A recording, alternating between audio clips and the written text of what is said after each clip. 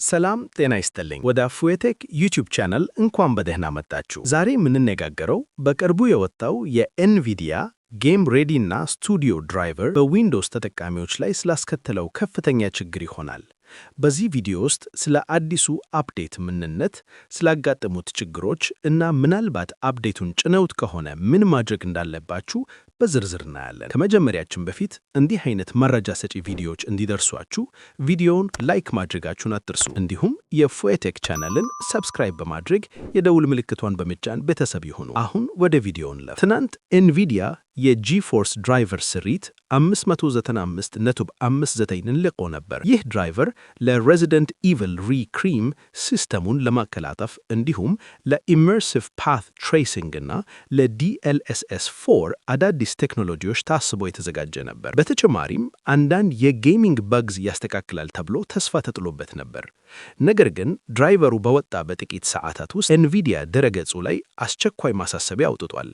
ማሳሰቢያው እንዲህ ይላል: በጌም ሬዲ እና ስቱዲዮ 595.59 ድራይቨር ላይ የቴክኒክ ችግር ስለገጠመን ቡድናችን ምርመራ እስኪያደርግ ድረስ ለጊዜው ከድረገጻችን አውርደነዋል። ከነዚህ ችግሮች ውስጥ ዋናው የፋን ኮንትሮል የግራፊክስ ካርዱ ማቀዝቀዣ ማራገቢያ ብልሽት ነው። ድራይቨሩን የጫኑ ብዙ ሰዎች የግራፊክስ ካርዳቸው ፋን መስራት ማቆሙን በሬዲት እና በተለያዩ ፎረሞች ላይ እየገለጹ ይገኛሉ።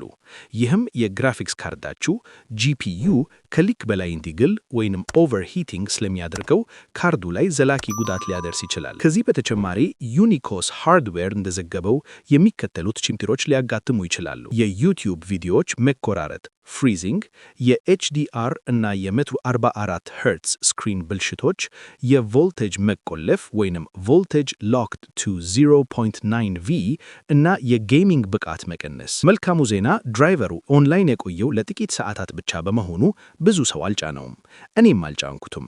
ሁልጊዜም የኤንቪዲያ ድራይቨሮችን ከመጫናችሁ በፊት ጥቂት ቀናት እንድትታገሱ እመክራቸዋለሁ። አጋጣሚ ሆኖ ጭነውት ከሆነ ግን በቀላሉ ወደ ቀድሞው ስሪት 591.86 መመለስ ትችላላችሁ።